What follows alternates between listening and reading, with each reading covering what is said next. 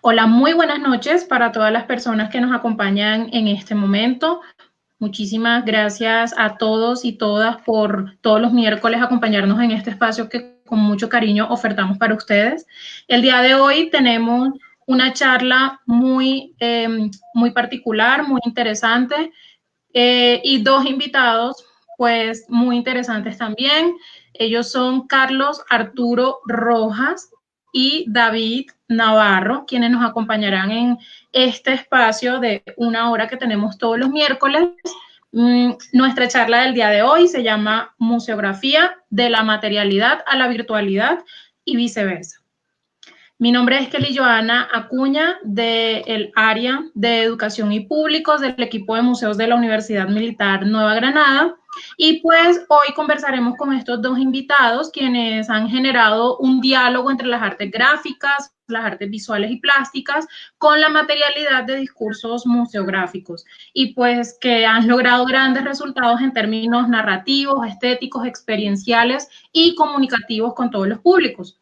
Tendremos la oportunidad de conocer pues todas sus experiencias, las apreciaciones sobre los procesos creativos en la museografía y todas las herramientas para su ejecución y comunicación. Sobre todo pues en estos tiempos en donde la virtualidad ha sido una gran aliada para seguir manteniendo una comunicación y un contacto directo y efectivo con todos nuestros públicos. Entonces, sin más preámbulos, David, bienvenido. Carlos Arturo, bienvenidos. Muchísimas Muchas gracias gracias. por aceptar nuestra invitación. Muchas gracias. Muchas gracias. ¿Cómo les va? Gracias. ¿Cómo va todo? Bien, bien. No. Bien, muy bien. Me alegra muchísimo. Entonces, pues listo, sin más preámbulo, comencemos. La dinámica de nuestras charlas, como ya todos nuestros públicos saben, pues es una charla súper informal dentro de lo formal. Entonces tenemos, digamos, unos espacios dentro de cada pregunta en la cual nuestros públicos tendrán la oportunidad de hacernos preguntas y compartir sus aportes con nosotros. Entonces, en el caso, pues, de Carlos Arturo es diseñador gráfico, es historiador y magíster en museología y gestión del patrimonio de la Universidad Nacional de Colombia. Actualmente es el encargado de los proyectos museográficos y montajes del Museo de Bogotá y del Instituto Distrital de Patrimonio Cultural. En el caso de David Rafael, él es maestro en artes plásticas, es gestor y coordinador de proyectos comunitarios, culturales y artísticos, y en este momento es nuestro compañero en el equipo de museos de la Universidad Militar, es el coordinador del área de museografía y montajes de nuestro equipo.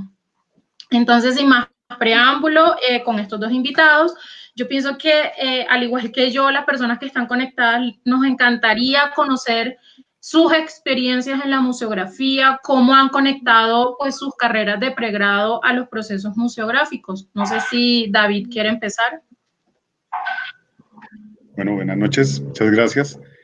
Pues digamos que el primer acercamiento siempre ocurre desde la academia, al observar las exposiciones, al ir a galerías, a museos, uno ve cómo el recorrido, cómo las obras están, cómo todo afecta y eso va nutriendo el aprendizaje, obviamente, porque las obras también dialogan con el espacio.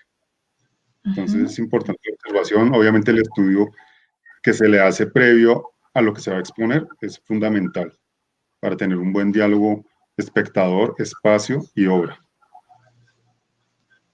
Y en el caso de Carlos Arturo. En mi caso, yo estudié primero diseño gráfico. La verdad no tenía ni idea de todo este rollo de los museos, ni nada por el estilo. O sea, el diseño gráfico tenía como otra visión. Y después me dio el arrebato de estudiar historia. Y ahí digamos que yo tenía como dos vías completamente distintas. Pero vi que en un escenario se podían unir las dos cosas, tanto el diseño como la historia, y pues ese escenario fue un poco los museos. Yo primero empecé trabajando con la Dirección de Patrimonio Cultural de la Universidad Nacional, y ahí me enteré del rollo de la museología y de la museografía, y pues ya en la maestría sí de alguna forma vi que efectivamente sí podía unir como dos mundos que parecerían distintos, que es como el tema del diseño y el tema de la historia o del patrimonio, y pues un buen escenario fue la museografía, y digamos que desde ahí ya estoy como enchufado con el rollo de la museografía. Ok, bueno, me gustaría conocer, digamos, de primera mano cómo empieza a forjarse todo ese proceso de creación museográfica, que pienso que obviamente es un eje transversal en todas las áreas que se pueden trabajar dentro de un museo. Entonces, ¿cómo empieza, cómo inicia, cómo se motiva ese proceso de creación museográfica? No sé si Carlos quiere comenzar. Pues bueno, generalmente cada institución tiene como sus propias sinergias, entonces de alguna forma yo siento que todavía las instituciones en Colombia no tienen como estandarizados esos procesos.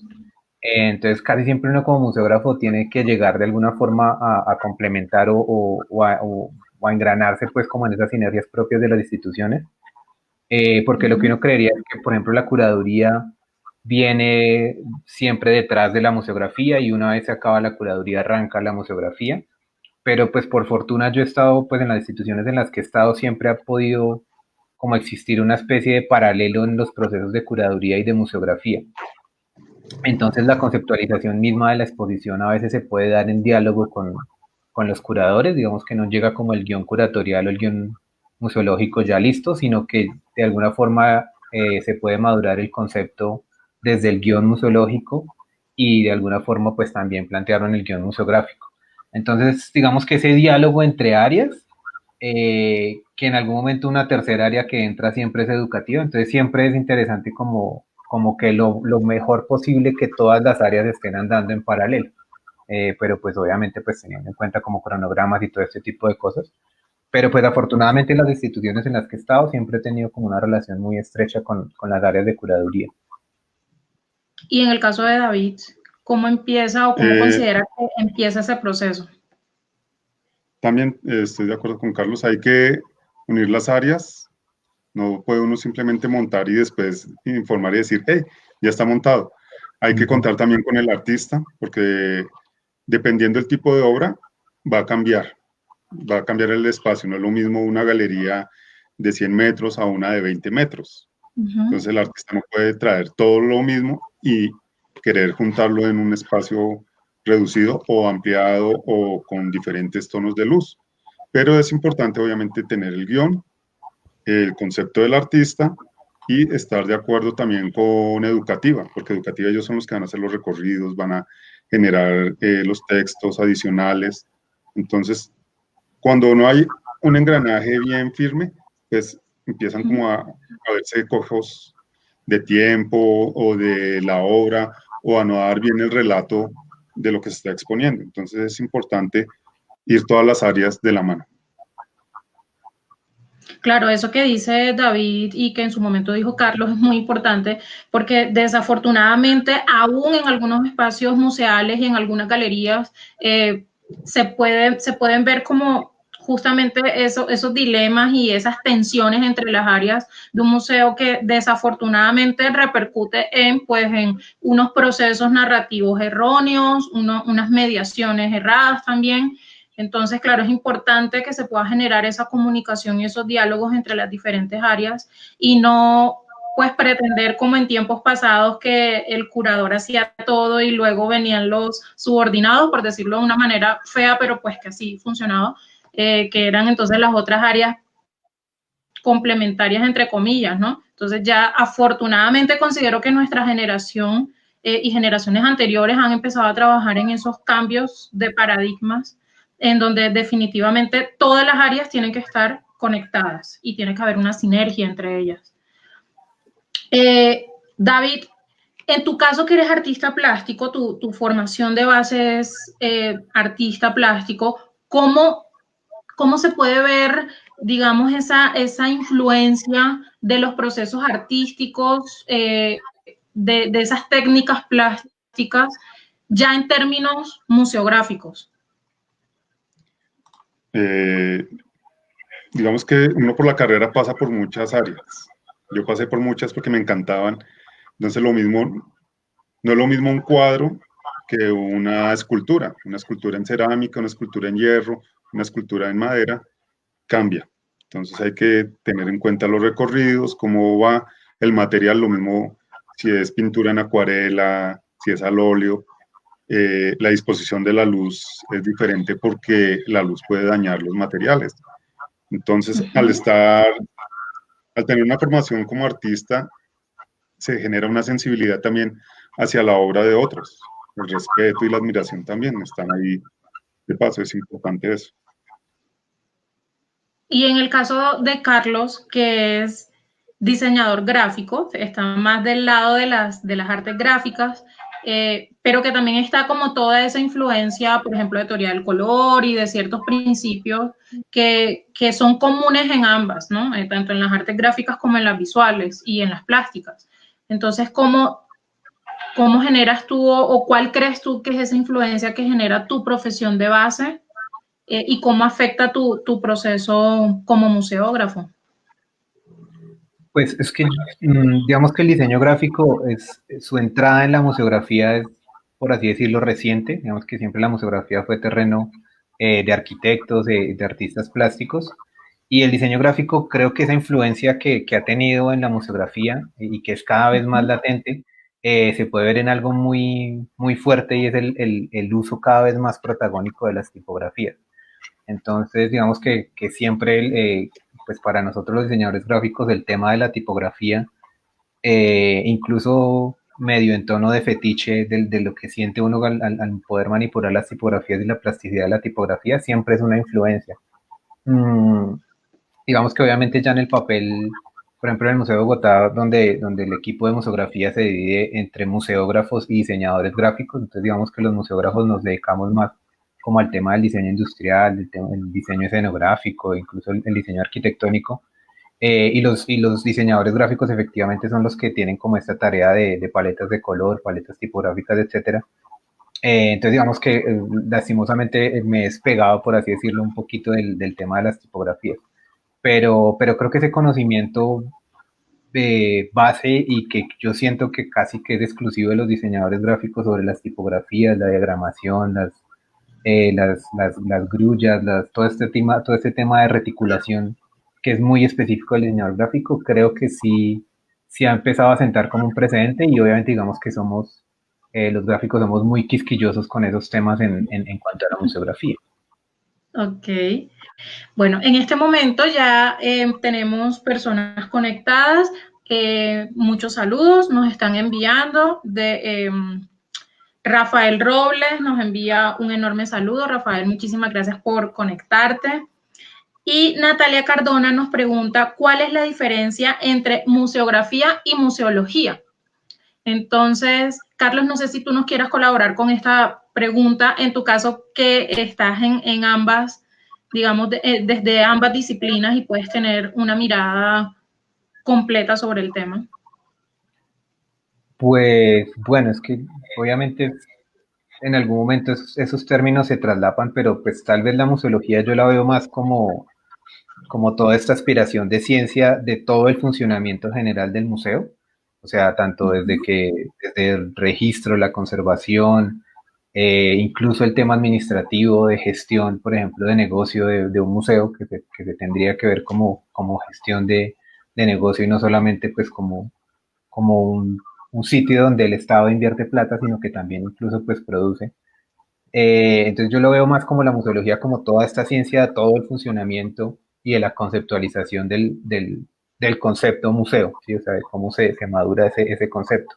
Mientras que la museografía, creo que es Santa Cana el que lo dice un poco, que está más enfocado en esta ciencia técnica que tiene que ver con la producción específica de las exposiciones. Entonces, de alguna forma es ya cómo se aterriza todo este conocimiento y toda esta conceptualización de la museología, cómo se puede aterrizar en específico en una experiencia de usuario, llámese exposición, expografía, página web, Instagram, lo que sea, pero ya es como precisamente aterriza toda esta conceptualización en un usuario final en forma de experiencia. Creo que esa podría ser como una diferenciación entre museología y museografía.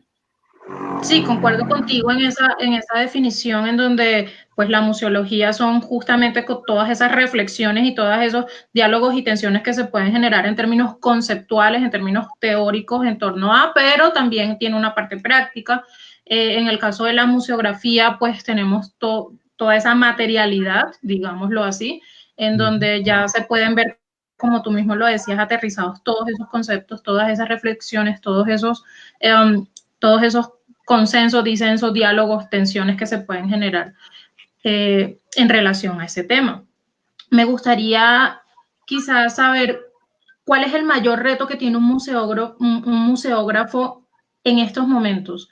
De hecho, nuestra charla se llama Museografía de la materialidad a la virtualidad y viceversa. Entonces, ahí se genera como digámoslo así, una reflexión extraña en donde en algún momento o antes de todo este tema del aislamiento social, podíamos pensar que la museografía empezaba en términos virtuales, en el sentido de el diseño de planos, no sé, Carlos, que es museógrafo, de repente tiene como más claro ese proceso inicial, y luego aterrizaba en una parte material, ya digamos en la tridimensionalidad espacial, en la configuración del espacio como tal, pero en estos momentos, digamos que nos hemos dado un vuelco, entonces nos ha tocado a la inversa.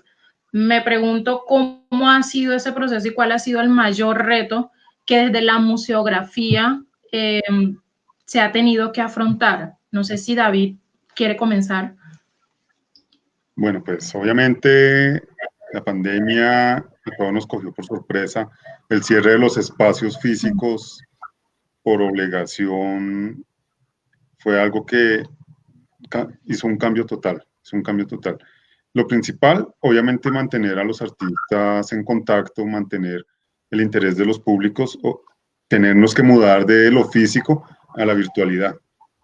Ya todos estamos cansados de reinventarnos. Sí. De la palabra reinvención, ya... De todos los re. Sí. Reconfigurarnos, replantearnos, repensarnos. Sí, pero son la realidad, son una realidad que hay que afrontar, que es el espacio virtual. Carambas, ¿qué pasó? Se cerró.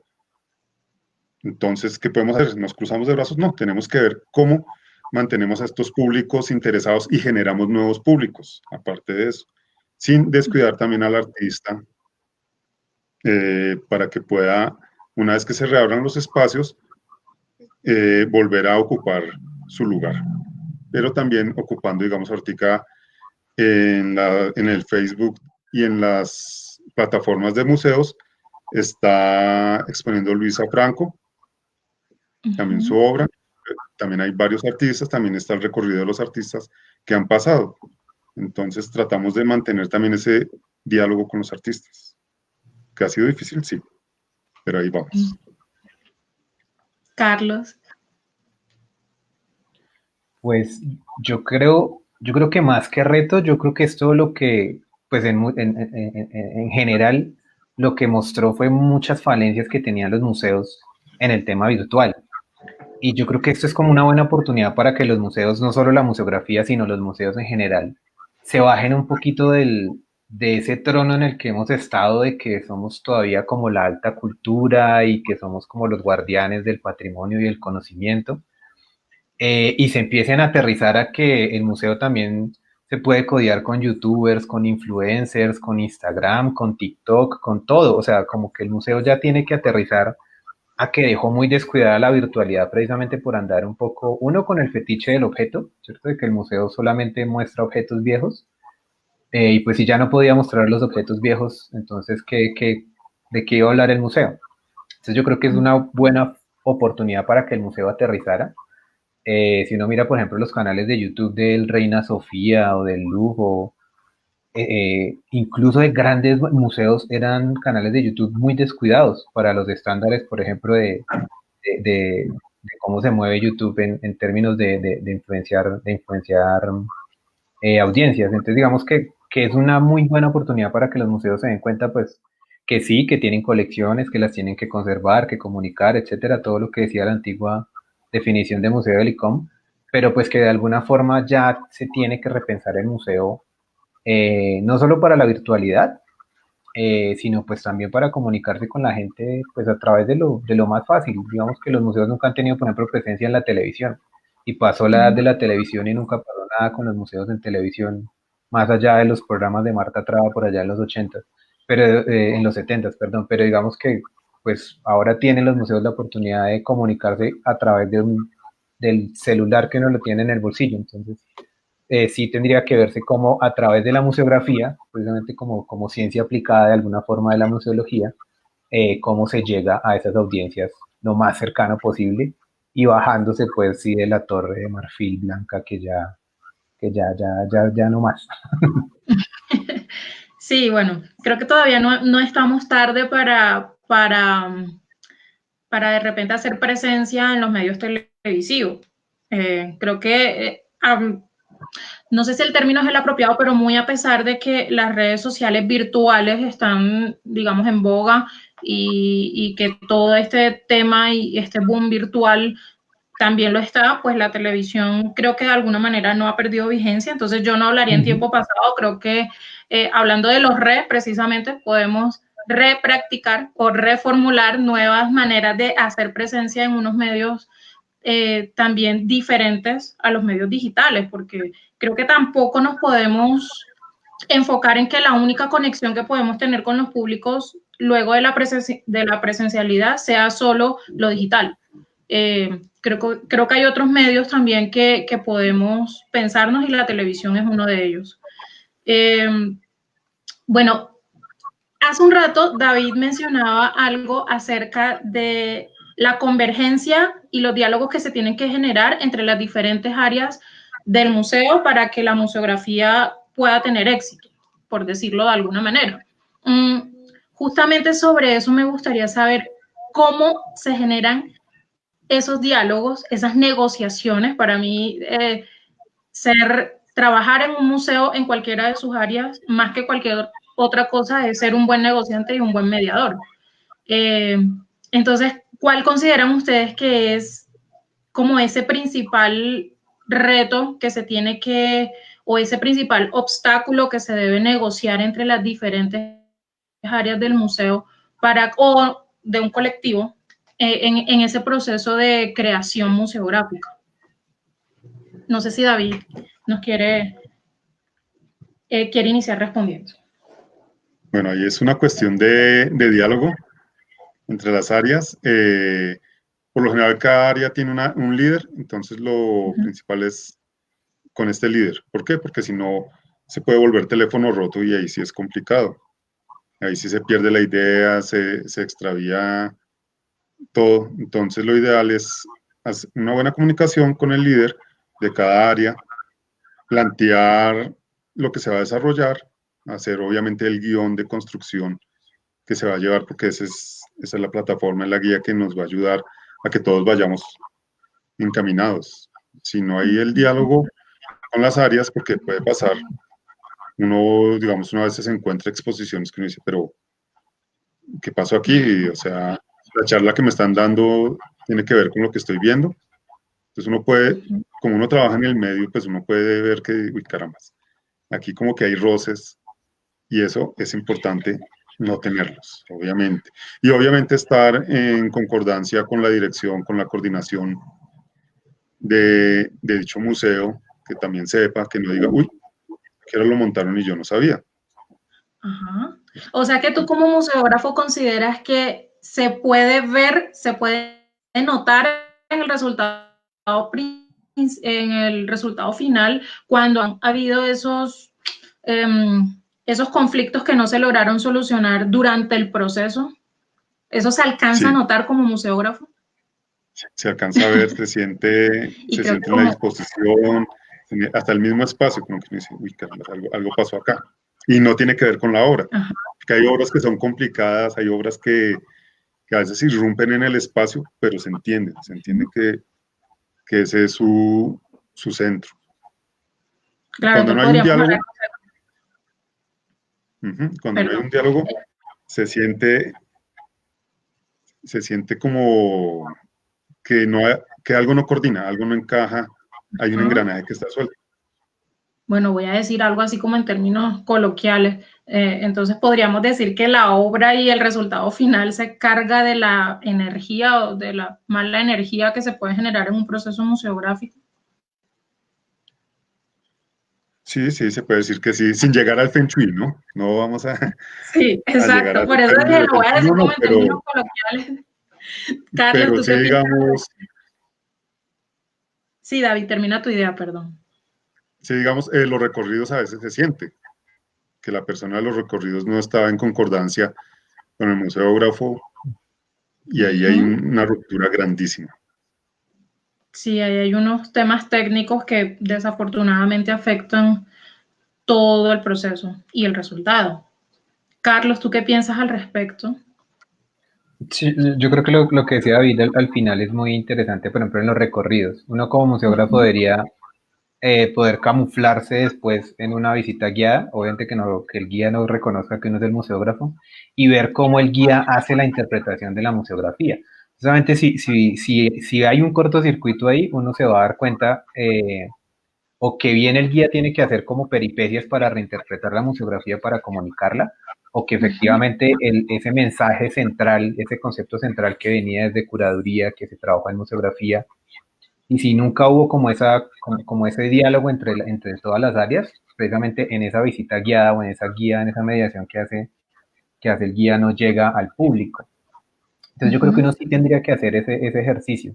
Obviamente sí, si es de diálogo, si es de egos, es de lidiar con egos, lastimosamente la museología está llena de egos y pues de divos y de divas. Entonces, eso digamos que un poco se le baja el volumen en el momento en que se tiene que entender que el principal objetivo de toda la museología y de la museografía no son los directores, no son los alcaldes, no son los curadores, no son los artistas, sino que es el usuario. Y el usuario final es el objetivo de todo lo que se hace en el museo.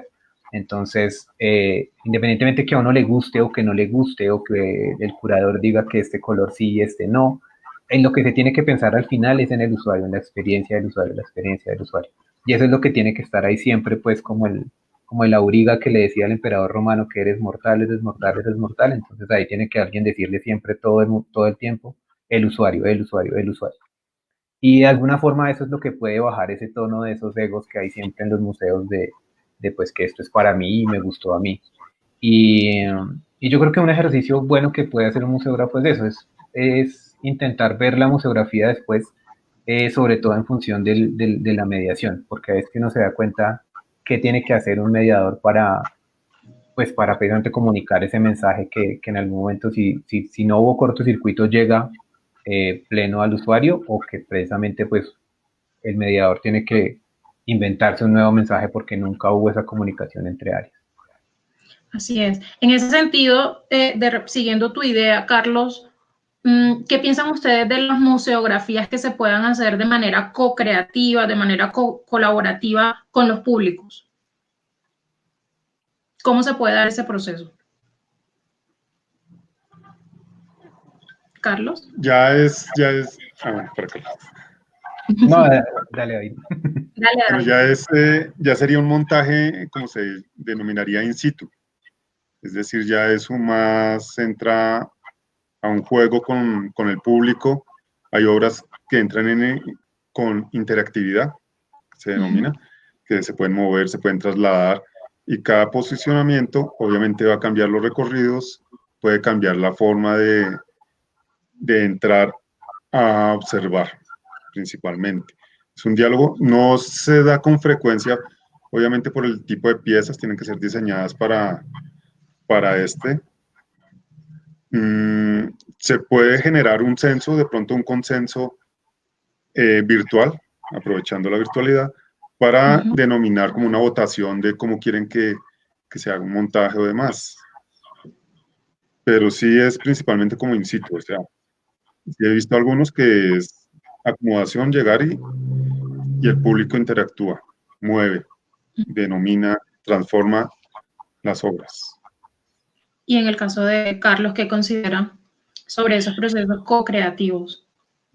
Pues obviamente yo creo que tanto en el diseño industrial, el diseño arquitectónico y pues por ahí derecho la museografía, le están empezando a apuntar a esos procesos, uno para buscar legitimidad, también de alguna forma, pues como lo que yo decía, lo que les decía un poco de bajarse de la torre blanca de marfil. Eh, yo creo que son bien interesantes. Yo, digamos que hasta ahora no he tenido como la oportunidad de hacer esos procesos de museografía comunitaria o de co-creación. Estamos precisamente ahorita en el Museo de Bogotá implementando un proceso por esa vía y pues obviamente digamos que por no tener experiencia en ese tipo de procesos, digamos que sí me ha costado un poco. Pero claro, yo creo que obviamente eso sí termina por validar precisamente que al usuario con el que uno se está comunicando, si ese usuario está metido en el proceso de diseño, pues obviamente eso va a validar una cantidad de procesos que puede que uno por ser el museógrafo y por no tener contacto con el usuario, termine por interpretar o por suponer, por así decirlo. Mientras que si se aterriza en procesos de co-creación, obviamente lo que va a pasar es que muchas de esas suposiciones se van a caer y se va a dar uno cuenta qué es lo que está esperando la gente de los museos. Y no digamos no solamente la gente como los visitantes, digamos por ejemplo los museos de la Candelaria tienen muchos visitantes que son extranjeros, pero qué tanta relación tienen los museos de la Candelaria, por ejemplo, con sus comunidades base, que son la gente que vive en la Candelaria. Entonces, si estamos solamente dirigidos al extranjero para que el extranjero vea bonito el museo, o si estamos hablando con las comunidades para que las comunidades tengan algún rol en ese museo que es el que verdaderamente les pertenece, no solamente son visitantes, sino que les pertenece ese museo, pues por ser un museo de esa comunidad. Entonces sí, yo creo que sí, obviamente los procesos de co-creación van a seguir cogiendo fuerza, van a ser muy, muy fuertes en todos los procesos que vengan, y los que no hemos tenido experiencia nos toca o documentarnos o meternos de cabeza a algún proceso de esos para agarrarle el ritmo, porque sí es lo que se viene en la museografía. Claro, y no solo que se viene, yo creo que ya están muchos espacios museales, están trabajando muy fuerte en fortalecer esos procesos de co-creación. Pienso que cada vez más la museología social, aunque no es un movimiento nuevo, es relativamente nuevo, pues afortunadamente en los últimos años ha cobrado mucho más fuerza, sobre todo en Colombia, con todo el tema de procesos comunitarios y justamente de esos procesos esos procesos colaborativos. Me surge una inquietud y es ¿cómo se puede trabajar la sensibilidad en los públicos en la virtualidad? Muchas personas al inicio de este proceso de aislamiento social entramos en shock. Yo fui una. Como Carlos lo mencionaba hace un rato, tenemos el fetiche de la experiencia con el objeto presencial. Hablamos de experiencias sensitivas, experiencias sensibles, experiencias significativas, pero siempre desde la presencialidad. Entonces, ¿cómo permitirnos generar esos productos, generar esos resultados sin que se pierda la esencia de la experiencia sensible con los públicos?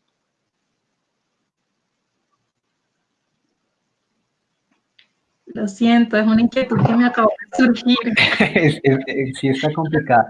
Yo creo que una buena herramienta, y esto es algo chévere de los museos, es que uno tiene la oportunidad de trabajar con mucha gente de muchos perfiles. Y un área que siempre estuvo solamente destinada a hacer los comunicados para que el director hablara en la inauguración, se está sacudiendo de eso y se está volviendo vital hoy en día en los museos y es el área de comunicaciones. Y esas áreas de comunicaciones ya no son solamente, pues, lo que les decía, como esa cara bonita del museo, sino que cada vez están reclutando más a los community managers y a gente que sabe mucho de redes sociales. Y esa experticia en redes sociales está empezando a brindar una nueva función para el museo, que es precisamente ver exactamente eso, o sea, cómo se comportan las audiencias a través de las redes sociales. Entonces, yo creo que tal vez nosotros en museografía todavía estamos como lejos de entender cómo transportar esa experiencia sensible de la exposición física, cómo se puede pasar a la virtualidad.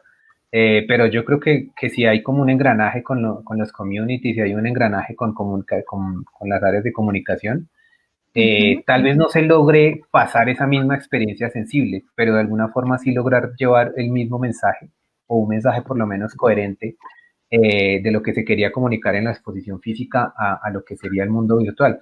Pero lo que sí hay que partir es de la premisa que obviamente van a ser dos experiencias completas, o sea, completamente distintas, ¿sí? Entonces, pues también no habría que forzar, digamos, no sé, intentar recrear en un espacio tridimensional la exposición para que se tenga la misma experiencia sensible, pues sería un poco como menospreciar lo que puede hacer uno virtualmente, es decir, eh, a partir de esa misma experiencia tridimensional, yo por qué no genero más bien un videojuego que sea una cosa completamente salida de esas cuatro dimensiones, cierto, que rigen al humano, sino que puede ser algo completamente distinto e incluso potenciar mucho más lo que puede ser la experiencia sensible de un museo, de no tocar, no ver, no mirar, etcétera, a un videojuego donde puedo, no sé, destruir el objeto, robarme el objeto, guardar el objeto, construir el objeto, no sé, o sea, se puede incluso potenciar mucho más en lo virtual.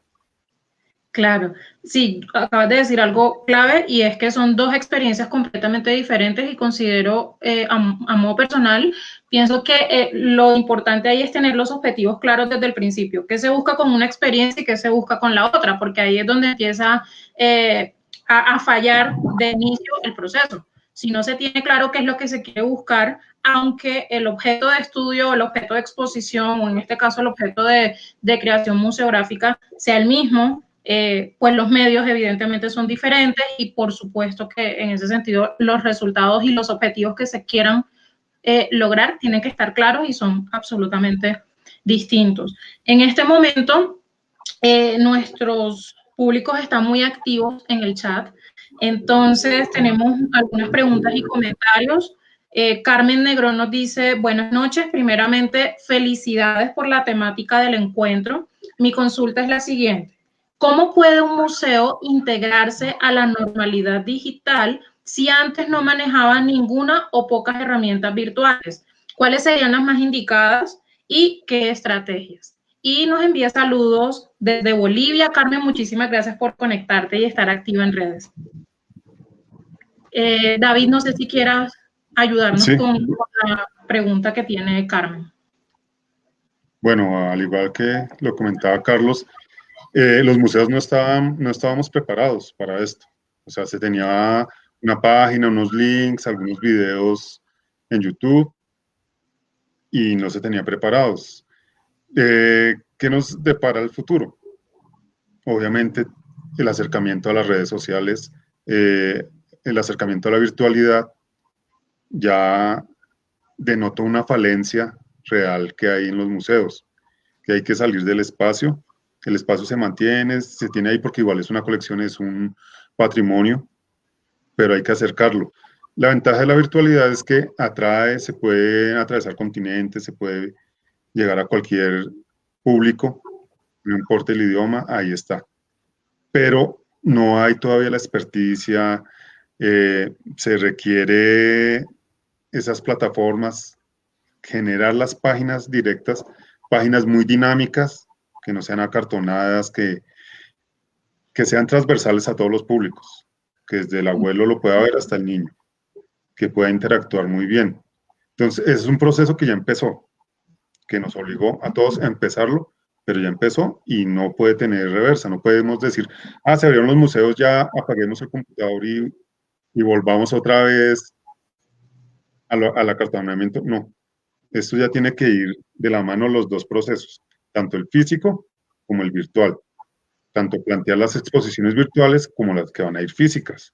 No se puede dejar una acá y la otra ya no. Tienen que ir las dos. Sí, importante eso que mencionas, definitivamente. Tú lo has dicho perfectamente, el proceso ya inició y no podemos bajar la guardia al respecto y creo que ahora tenemos que pensarnos con doble funcionalidad, con dobles medios y pues por supuesto con objetivos muy claros. Carlos, ¿tienes algo que aportar a la respuesta para Carmen? Yo creo que lo primero es salir y contratar un centennial para que maneje las redes sociales y la página web. Un chino de 19, 18 años les va a revolucionar el mundo porque les va a sacar 20 aplicaciones para hacer 20 funciones distintas, se va a desenvolver muy bien. Si no ha trabajado nunca en museos, mejor, porque precisamente tiene un conocimiento ya nativo de cómo se mueve este mundo de la virtualidad. Y yo creo que lo que decía David es importante y es que en esto ya no hay vuelta de hoja. O sea, los que se subieron en el tren pues de la virtualidad que pasó, o que nos atropelló más bien, ya no hay forma de bajarse.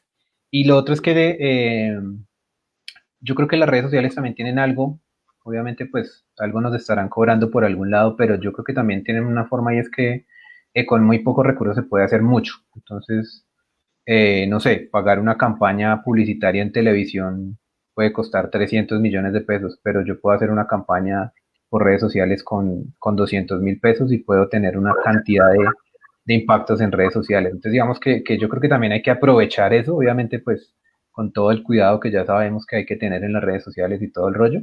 Pero yo creo que también son unos medios pues que están dados precisamente para comunicar y en la medida que comuniquemos las cosas que consideremos pertinentes, se pueden usar. Entonces, lo primero es salir a contratar a un chico de 20 años para el museo y ya eso les va a abrir a ustedes la cantidad de cosas para hacer. Sí, si lo pueden conseguir de 12 años, pero si que sea explotación infantil, mejor. Importante. Catalina Sánchez le envía un abrazo a Rafael David. Gracias por impregnar de arte a nuestra familia, te dice Catalina. Y Nelson Cayer nos pregunta cuáles son las diferencias en la museografía desarrollada para el arte, la historia, la arqueología, las ciencias. ¿Existen particularidades de concepción y técnicas? Un saludo para Nelson y gracias por conectarse con nosotros. ¿Quién quiere responderle a Nelson?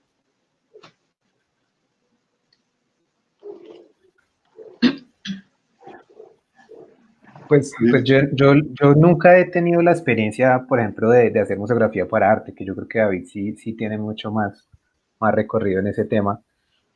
Entonces, digamos que para mí todavía es un enigma precisamente cómo se aborda el discurso artístico desde la museografía. Digamos que mi experiencia sí ha sido precisamente en exposiciones de temática histórica, incluso científica. E incluso, no sé, en algún momento en el claustro de San Agustín hicimos una exposición sobre el Instituto de Medicina Legal. Entonces, imagínense el tema tan bonito para convertirlo en una exposición. Eh, pero yo creo que cada tema tiene su particularidad. Lo importante es buscar como conceptualmente uno cómo puede narrar una historia, cómo puede hacer un recorrido narrativo, no tanto coherente, pero sí más bien que funcione como una experiencia de usuario, que el usuario se lleve algo, ya sean preguntas, respuestas, eh, sobre todo preguntas. Yo creo que los museos hoy en día pues tienen que apuntar más a generar preguntas y cuestionamientos más que respuestas. Pero no, obviamente una técnica para decir así se abordan las exposiciones de historia, no la hay. O para hacer exposiciones sobre sociología, en el Nacional alguna vez hicimos alguna sobre Paz Borda. Entonces, no, entonces digamos que cada exposición, que ese es el trabajo de museografía y curaduría, y obviamente después de públicos y de educativa es precisamente cómo se conceptualiza para que se genere un relato, que deje algo en el que la visita. Pero sí, o sea, una técnica como tal no la hay. Más allá, pues obviamente de los procesos de guión curatorial, de investigación, guión curatorial, guión museológico, lo que uno haga pues como en términos ya técnicos de diseño arquitectónico, diseño industrial, diseño gráfico, esos procesos de alguna forma pues no cambian, pero conceptualmente cada exposición yo creo que tiene como su propio génesis, por así decirlo. Si no hay una plantilla que uno diga,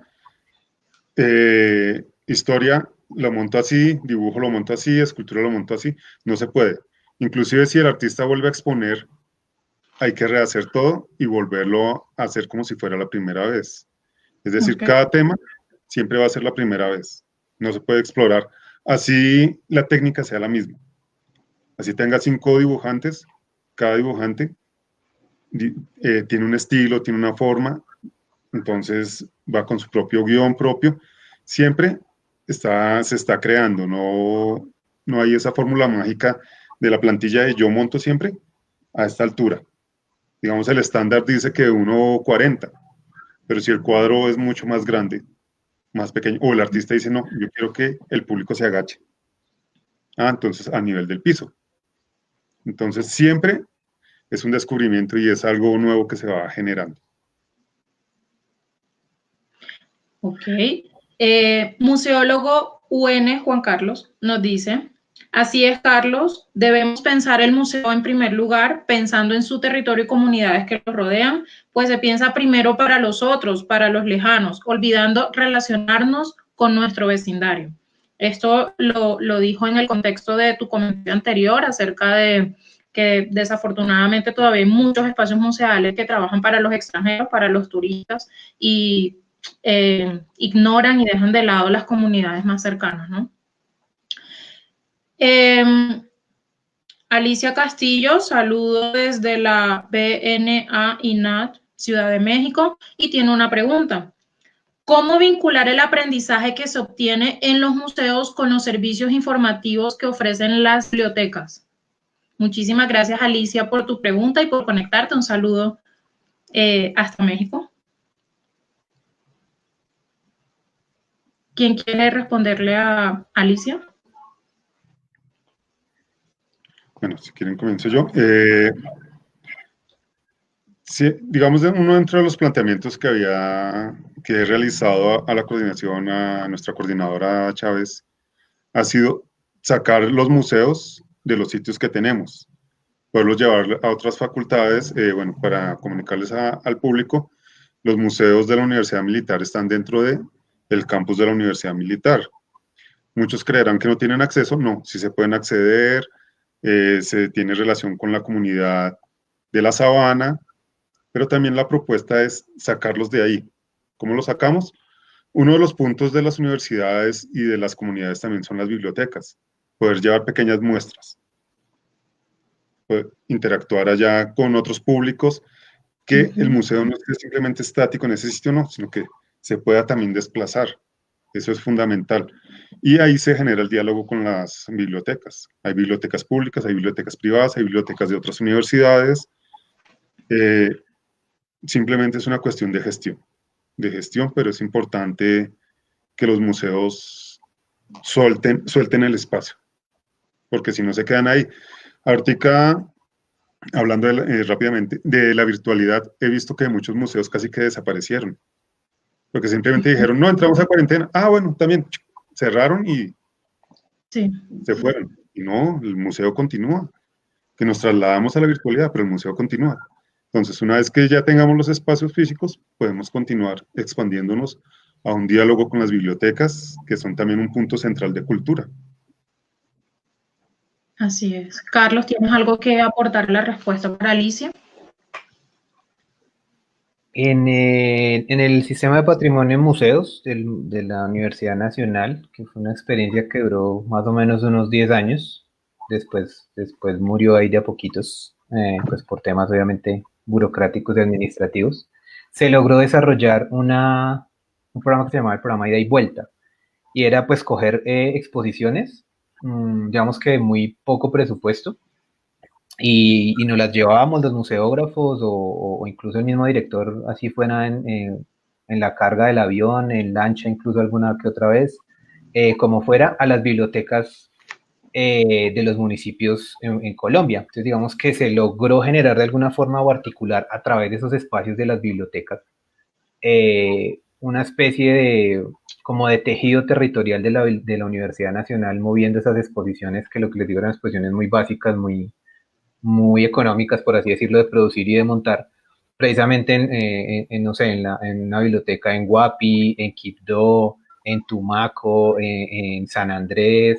¿Sí? Entonces se logró hacer como de esos espacios de bibliotecas una especie de punta de lanza precisamente para lo que decía David, de sacar el museo del claustro de San Agustín, de sacar las exposiciones del campus de la Universidad Nacional y llevarlas a esos espacios de bibliotecas que generalmente están, o sea, tienen una especie de relación muy cercana con la comunidad, ¿sí? Más que lo que nosotros sentimos, por ejemplo, en las universidades, pues que también si uno lo traslapa, por ejemplo, a las universidades en Bogotá, uno como estudiante tiene una relación muy cercana con la biblioteca, ¿no? Entonces, si el museo llega a esos espacios, si el museo llega a esa comunidad estudiantil en las bibliotecas de los campus de las universidades, pero también llega a las comunidades a través de las bibliotecas comunitarias o de las bibliotecas departamentales, de las casas de cultura, etcétera, se va a generar precisamente estos procesos de apropiación del patrimonio, que es lo que tanto venimos hablando nosotros en museología de apropiación de patrimonio, que no se genera montando exposiciones bonitas dentro del museo, sino precisamente cuando el museo llega y le dice a una comunidad en Guapi, le dice, mire, aquí está el museo, traemos una exposición, pero también traemos la idea de venir a escucharlos y cómo, en qué puede servir el museo a esta comunidad. Y obviamente las bibliotecas son una punta de lanza muy importante en eso. Y en ese mismo sentido, para seguir en la misma línea del comentario de ambos, nos pregunta Luis Fernando Sánchez, primero le envía un saludo a David y pregunta si los museos van a salir a las calles ahora en el COVID. Bueno, ya desde el Ministerio de Cultura hay unos lineamientos para abrir los museos. No es nada fácil, obviamente porque tenemos un repunte también de infección, lamentablemente. Los museos que están abriendo, pues obviamente abren con unos protocolos de seguridad, con unos lineamientos de capacidad de público. No se puede la aglomeración como ocurría antes. Entonces, en la medida que la infección vaya reduciéndose, hay la posibilidad de abrirlos. Pero inicialmente la virtualidad es el eje central para acercarnos a los públicos. Porque lamentablemente esto es una cuestión de salud pública y sería irresponsable decir, ya abrimos todos. No, digamos, los pocos museos que han abierto con unos protocolos muy, muy estrictos y un seguimiento muy estricto. Así es. Bueno, hay una pregunta para ambos y desafortunadamente para ir cerrando también nuestra charla. ¿Cuál ha sido ese proyecto museográfico que para cada uno de ustedes ha sido muy significativo? ¿Consideran que ha sido impactante para los públicos, pero también como ustedes, como museógrafos, como diseñador gráfico, como museólogo, como artista plástico en el caso de David? ¿Cuál consideran que es ese proyecto en el que han trabajado y ha sido realmente impactante y significativo para cada uno de ustedes? Carlos, ¿o comienzo? Pues yo tengo dos que les tengo como mucho cariño. Uno fue una exposición que se llamaba Saberes de Pupuña del Chontaduro en la Amazonía, en el claustro de San Agustín. Digamos que eso fue parte de mi tesis de la maestría en museología. Fue muy chévere por algo que pasaba en el claustro y es que pues a lo que, por ser digamos que con pocos recursos lo que se manejaba en la Universidad Nacional, el que asumía una exposición tenía que hacer todo. Obviamente, pues no investigarla ni curaduría, pero sí tenía que hacer diseño museográfico, diseño gráfico, montarla. Si se le ocurría hacer una cosa loca en madera, tenía que ir al taller y uno mismo cortar y hacer las cosas tridimensionales y montarlas y todo el rollo. Y digamos que esa fue una experiencia bien chévere porque aprendí un poco cómo es como conceptualizar todo un espacio, cómo intentar hacer como unas cuestiones escenográficas bien chévere a partir de solamente efectos de luces, de efectos de pintura en muro, pero al mismo tiempo manejar piezas patrimoniales, manejar, digamos que contenidos de alguna forma bien chévere. Entonces digamos que esa experiencia fue bien bonita, esa de Saberes de Pupuña. Y otra, digamos, que ya más reciente fue la renovación museográfica del Museo de Bogotá, pues más que renovación fue como la apertura de esta colección permanente del Museo de Bogotá, porque obviamente pues fue un proceso de casi 3 años de conceptualización, de diseño, lo que les digo, pues a partir de incluso este diálogo constante con curaduría, y pues ya poder abrir el museo en junio del año pasado al público, con sus pros, sus contras, o lo que se haya hecho bien o se haya mal, o se haya hecho mal, pues digamos que sí fue muy chévere poder, digamos que hacer toda la museografía, obviamente con todo el equipo de museografía, que éramos 4 personas, poder haber hecho como todo este complejo de salas y de recohuecos en la Casa del Museo de Bogotá, fue bien chévere, fue bien enriquecedor. ¿Tenemos de casualidad alguna imagen que podamos ver de algún proyecto que nos quieras compartir? Sí, algo rápido les puedo mostrar. Esto que es, por ejemplo, el Museo Bogotá, lo que les comentaba como todo el proceso de conceptualización, y aquí fue ya cuando se hizo la apertura en junio del año pasado. Todo esto es parte del Museo de Bogotá. Entonces, digamos que sí fue una experiencia bien chévere porque al mismo tiempo fue bien compleja. Esto sí era como de Perú. Y la de Saberes de Pupuña, que consejo para los, si hay algún museógrafo escuchando la charla, tomen buenas fotos de sus proyectos porque esto no se va y se pierde. Esta es la única foto que tengo como medianamente decente del proyecto, que precisamente fue como esta escenografía del interior de la maloca y generar como a partir de simplemente de juegos de luces, como el ambiente oscuro y como ritual de una maloca, y esto era mucho más grande, era un recorrido bien grandecito, pero esta fue la que hicimos en el claustro de San Agustín. Y esas fueron como unas experiencias bien chéveres en las que tuve la oportunidad de participar. Muchísimas gracias, Carlos. Desafortunadamente, de esa exposición de Saberes de Pupuña, sí está esa limitante que no hay mucho registro fotográfico. Ahora que hablabas, estaba recordando que el año pasado, en una de las clases de la maestría, tuvimos un ejercicio de imaginación museográfica y era que teníamos que reconstruir un discurso museográfico. Habían como 4 exposiciones que teníamos, de esas teníamos que escoger una. Mi grupo escogió Saberes de Pupuña y nos fue imposible conseguir imágenes de lo que ustedes habían hecho, pero eso sirvió para un ejercicio diferente, que fue justamente un ejercicio de imaginación museográfica, replantear una manera diferente sin estar influenciado por lo que ustedes habían hecho en esa exposición. Entonces los resultados fueron bien interesantes en términos de investigación, primero, porque teníamos que reconstruir todo el contexto de la exposición y para nuestro grupo fue muy difícil, o sea, realmente no había evidencia y nosotros decíamos cómo pueden trabajar y no dejar registro de lo que se hace. Pero tuvo como ese otro lado positivo y fue justamente que nos puso a trabajar creativamente para plantear otra manera con el mismo tema. No, qué chévere, qué chévere. Sí. En el caso de David, ¿cuál fue ese proyecto? Bueno, Impactante. también fue uno que se denominó Sabana, que se realizó en la estación de la Sabana, en el bloque donde eran la escuela para los hijos de los trabajadores de los trenes, de los ferrocarriles. Cuando entrábamos, pues los primeros 2 salones grandísimos, súper chéveres, uy, listo. La pinturita, cuadramos las luces, no hay problema. Segundo piso, salones pequeños, roedores. Una parte del techo se había caído porque estaba abandonado. Y nosotros, oh, carajo. Pero nada, ahí lo hicimos.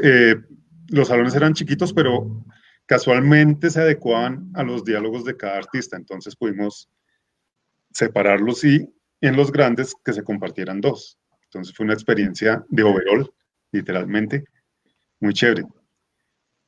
La segunda fue ahorita con la pandemia, cómo acercarnos a los públicos. Entonces me dijeron, cree, y yo, uy. Entonces creé unas plantillas que la idea es crear su propio museo, llevarse el museo de las telecomunicaciones para su casa. Entonces diseñé todos estos armables que son en Papercraft, con objetos reales del museo. Sí los he visto, bien bonitos.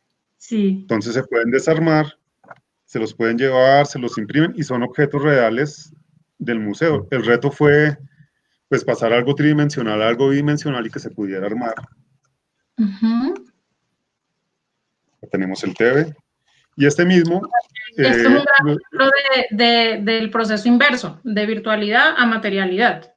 Materialidad, sí, exactamente. Si alguien quiere alguna de las piezas o toda la colección, nos pueden escribir a cualquiera de nuestras redes y se puede llevar para armar su pequeño museo. Dentro de este mismo museo lo estoy transformando hacia un texto pop-up que es poderlo armar.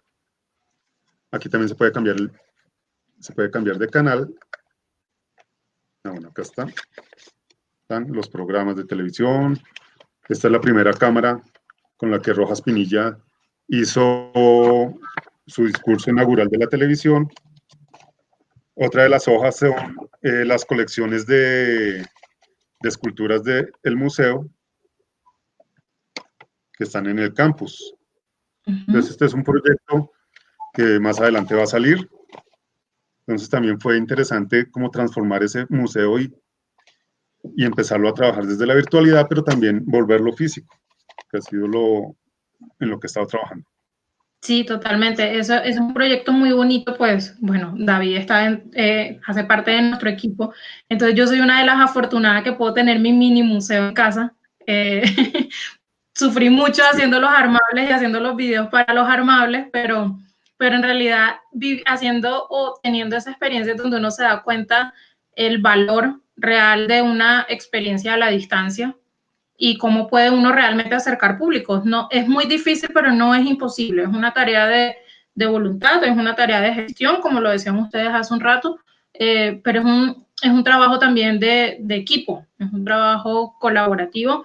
Y los resultados de esta mini colección de armables que David nos muestra fue muy bonito, sobre todo porque aterrizó en un proceso de acompañamiento de los públicos con una actividad de curaduría en casa, en donde acompañábamos a las personas que quisieran participar a montar su exposición y a comprender el rol tanto de los trabajadores de los museos en las diferentes áreas, como del proceso que se debe llevar, o no que se debe llevar, del proceso que en este caso se llevó para hacer un montaje personal. Entonces, en este momento hubo 4 personas que participaron en curaduría en casa, entonces esas 4 personas tienen el Museo Nacional de las Telecomunicaciones en su casa en este momento y pudieron comprender algunos conceptos importantes para los procesos museográficos y museológicos, en este caso. Entonces, bueno, David, Carlos, muy agradecida y muy feliz de tenerlos con nosotros. Siento que así como yo, todas las personas que nos acompañan aprendimos muchísimo. Muy contentos y de verdad felicidades por la labor que hacen, por la función que hacen en sus museos. Gracias por aceptar nuestra invitación. No sé si para cerrar quieran decir algo a nuestros públicos. Bueno, una vez tenemos los espacios virtuales, no solamente del Museo de las Telecomunicaciones, sino del conjunto de museos de la Universidad Militar.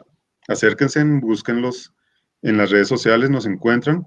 Cuando todo esto pase, por supuesto, los esperamos también en nuestras plantas físicas y seguiremos en contacto acá en la virtualidad. Muchísimas gracias, David, y de corazón felicidades por tu talento. Carlos. Gracias. No, para la gente yo creo que aprovechar obviamente la virtualidad para conocer museos. Yo creo que los museos se están abriendo mucho, no solamente a nivel local, sino internacional. Y pues cuando podamos volver a los museos, pues de los que ya estamos abiertos, obviamente con todos los protocolos y todo el rollo, yo creo que el mensaje un poco es para que la gente se apropie de los museos, o sea, literal lo sienta como su casa, como Pedro por su casa, dice el dicho. Entonces para que la gente literal se los apropie, porque yo creo que en la medida que la gente se termina apropiando de los museos y del patrimonio cultural, va a ser cada vez más difícil para los gobiernos de turno o para los estados disminuirle recursos a todo el tema cultural. Pero pues si dejamos los museos allá quietos sin que nadie los visite, pues yo creo que poco a poco el tema cultural va a ir muriendo. Entonces, así como nos apropiamos de muchas cosas en la ciudad, en la medida en que la gente se apropie de los museos, pues nos vamos a volver necesarios y de alguna forma pues vamos a seguir existiendo, precisamente porque representaremos algún tipo de utilidad para la gente. Si no, pues obviamente los museos estarían o están destinados a desaparecer si no somos útiles para la gente. Así es, definitivamente los museólogos tenemos la necesidad de trabajar para los públicos, pero en realidad son los públicos quienes crean la necesidad de que nosotros existamos como museólogos y los espacios como espacios de creación y espacios de encuentro social. Entonces, sí, la invitación abierta a que realmente nos apropiemos de nuestros patrimonios, de las colecciones de los museos, de todo el conocimiento que se puede generar en un espacio museal y, por supuesto, de todas las experiencias que se puedan brindar desde allí. Bueno, muchísimas gracias a todas las personas que nos acompañaron. De verdad, mil gracias por estar siempre en contacto con nosotros, por participar de toda nuestra oferta educativa, de nuestra oferta cultural en general. No olviden que ya Tenemos nuestros catálogos digitales, próximamente se van a estar subiendo allí las plantillas para que puedan descargar desde su casa estos armables de los que nos hablaba David, aunque si buscan en nuestras publicaciones, van bajando ahí, van apareciendo las láminas que se fueron publicando en su momento para que armen toda su colección. No olvidemos también que el 27 y 28 de octubre vamos a tener nuestras primeras jornadas de experiencias pedagógicas en espacios museales, múltiples miradas desde la educación. Nos van a acompañar 7 museos de América Latina, incluido uno de Colombia, en donde vamos a estar hablando de todos estos temas educativos y la importancia del área educativa, pero también de la convergencia de otras áreas en los procesos museales. No olviden también acompañarnos en nuestra oferta de talleres todos los martes y jueves con nuestra compañera Kelly Patricia Arteaga, y pues estar muy atento disfrutando de las exposiciones virtuales que vamos publicando y que se van presentando en nuestras redes sociales. El lunes empezamos con la exposición Prerenis Transitum del artista Jairo Rueda. Entonces también estén muy atentos a esa nueva exposición. Sabemos que ya está en redes la de Luisa Franco, que empezó el lunes y va a estar hasta fin de semana. Entonces, sin más anuncios parroquiales, muchísimas gracias, Carlos, muchísimas gracias, David. Pasó un momento muy... La encuesta. No olvidemos diligenciar la encuesta. Son muchos anuncios. No olvidemos diligenciar la encuesta y no olviden seguirnos en nuestras redes sociales como Museos UMNG. Entonces, muchísimas gracias a todos. Un abrazo. Gracias, Carlos. Gracias, David. Gracias a ustedes. Carlos. Gracias, Kelly. Un saludo. Salud.